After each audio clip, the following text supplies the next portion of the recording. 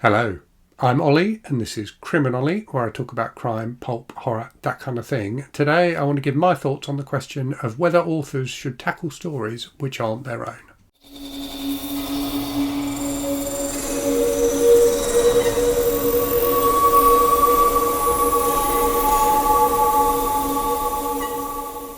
So let me start by explaining what I mean by that opening statement. So what I mean is it appropriate for authors to write books where, the central character and the experiences they're talking about are the experiences of people very different from themselves? So for example, would it be appropriate for someone like me, a white English cis male, to write a book about an African American trans woman? Would I be doing that material justice? And it's one of those questions that gets tossed around in bookish circles, time and time again. And a book I've just read made me think of it again, and maybe think of it maybe in a slightly different light. So I thought I would give my thoughts today. So let me start by giving a very quick but caveated answer to the question. So my answer is yes, but. So let's unpack that a bit, shall we? So yes, I think it is appropriate because that's what's right. That's what writing is all about. That's what creativity is all about. It's about imagining the lives of other people. And if authors aren't able to do that, then what can they do? What kind of books can they write? We'd end up with, I think, very boring books if authors constrain themselves to only writing about people like them. It would be impossible for authors to write, interesting and meaningful books, I think, if they did that. So that's my really short answer to the question. Where the but comes in is, I think that authors need to do that in a considered way. So let me talk a bit about the book that inspired me to think again about that question. And the book is Mary by an author called Nat Cassidy. So this is a horror novel about a woman who's going through the menopause, who travels back to her hometown and kind of starts to question things about her childhood and about the town she grew up in. But the menopause aspect of this book is quite central to it. It's a very important theme in the book.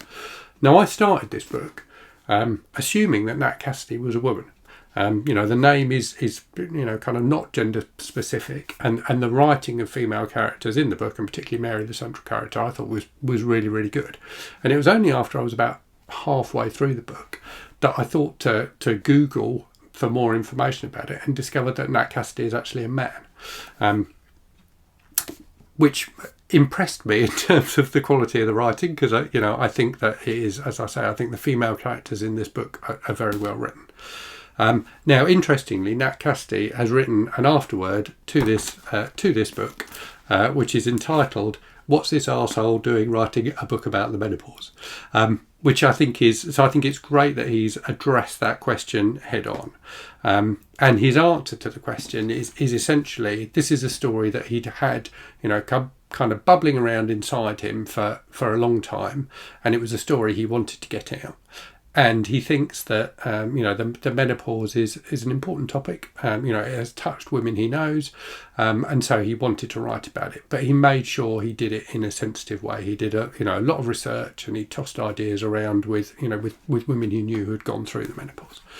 And I think that's the right way to approach this kind of thing. I don't think authors should be fearful of writing about certain topics or different characters who are different from themselves, but I think they need to do it in a sensitive and considered way. And the other thing that I think is really important about Mary is let's talk about another book that has come in for criticism for this. So caveat: this is a book I haven't read. Right, but the book is, probably a fairly well known for this kind of argument, and that is American Dirt by the author Janine Cummins. So, American Dirt is a book about the experiences of Mexicans who migrate to the USA and enter the USA illegally. And about their experiences and the troubles and tribulations that they go through as a result of that. Now, Janine Cummins is a white woman. I think subsequent to the book coming out and the kind of furore about it, she revealed that she's got like a Puerto Rican grandmother or something like that. basically she's a white woman. So there was a lot of debate when the book came out about whether or not it was, appropriate for her to tell this story. I think the significant difference between American Dirt and Mary is American Dirt holds itself up and is advertised as, publicised as a book that is about the experience of Mexican American immigrants. Yeah, Mary is a horror story. Yeah, so American Dirt's whole purpose is to be like a message book about the experience of people like that who've Mexicans who have come into the USA, whereas Mary is primarily an enjoyable horror story that's about all kinds of different things. The central character is a woman who is going through the menopause, and that is important to the story, but it's not what the book is. The book is a lot more than that. Whereas American Dirt, and that was one of the criticisms that American Dirt came in for at the time it was published, was effectively it was labelled by some people as trauma porn. So a book that kind of wallowed in the misery of its characters. So is it appropriate for someone who comes from a completely different background to the characters in the book to write about that misery? I would argue it's probably still okay, but it's less okay than something like Mary, which was a book that was more than just its central character, if that makes sense. Hopefully it does. To think about another recent example, not in the bookish world, but one that's very topical at the moment. We've had the debate about Bradley Cooper's prosthetic nose in the biopic of Leonard Bernstein, and that whole question again about whether it's appropriate for actors to play characters or real people who are ethnically different from them. So that's a very topical example at the moment of something kind of similar. And a lot of this stuff gets wrapped up and labelled by politicians as being about the culture war, the idea that there's this massive group of lefties out there who are attacking the dominant culture of the day and picking holes in it, and coming up with criticisms of authors and other creators for doing things that traditionally would have been considered acceptable. I personally think that the whole concept of the culture war is something that's been invented by politicians to divert people's attention from all the other problems we've got going on at the moment, which politicians could be held accountable for. So, the cost of living crisis, crisis in healthcare and things like that. There's loads of problems going on that politicians don't want us to think too deeply about. So they throw other things in our way. They start talking about, like drag queen story hour and things like that, rather than addressing the problems that actually matter to people. Anyway, that's a bit of politics aside. So what it got me thinking about as well is, what is the first rule of writing? If you look up, guides on writing and things like that, one of the first things that always comes up is, write what you know. And I genuinely think that certainly for, particularly probably for starting authors, that's a really useful piece of advice.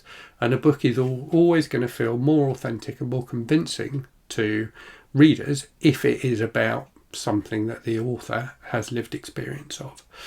I was thinking about that in relation to a book I've just finished as well, actually. So I just recently read or reread Flowers in the Attic by V.C. Andrews.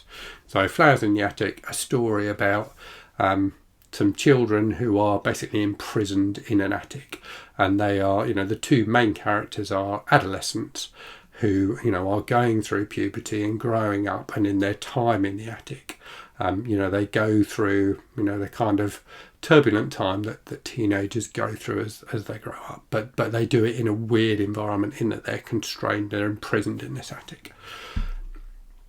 Now, that isn't an experience that V.C. Andrews, the author, had directly, but she did have a similar experience in her life. So this was her first novel. It was, a hugely successful book, and a book that is, meant a lot to a lot of people who read it at the time, I think. And I think the reason, whilst in some ways it is a far from perfect book, I think the reason it has power is because V.C. Andrews was a woman who had all sorts of health problems and was confined basically to her bed for a lot of her life, from her teenage years onwards. So while she didn't go through exactly the same thing that the children in Flowers in the Attic go through, she did go through something similar, and I think that comes out in the book, that feeling of being trapped and that feeling of going through that kind of, you know, hugely important part of your life in a very weird environment. So a lot of the kind of obsessions and themes of Flowers in the Attic, I think, you know, you can trace back to V.C. Andrews' own experience. So I think, you know, write what you know is a really good piece of advice for authors. And I do always wonder a little bit when authors do write about something that's wildly outside of their own personal experience. Now, as I said at the start, I think if you do it sensitively, if you do research, you know, perhaps if you use beta readers and things like that, if you use people who do have experience of that thing to give you feedback, then, you know, that makes sense. That feels like the right kind of way to go about it. But yeah, I do always wonder when authors are writing about something wildly different from their own experience, why they are doing that. Are they doing it for a particular reason? Why do they feel they should be telling that story? And that, as I say, is definitely something that, you know, Nat Cassidy addresses in the afterword for Mary. Now, as always, these are just my thoughts. I'm just a guy staring at his phone talking. So do let me know in the comments what your thoughts are. I'm sure people will have differing opinions on this. As I said earlier, it's one of those topics that goes kind of round and around. So yeah, let me know what you think in the comments. And as always, thanks very much for watching. Hope you're safe and well out there. Hope you're reading good stuff. And I'll speak to you again very soon. Cheerio.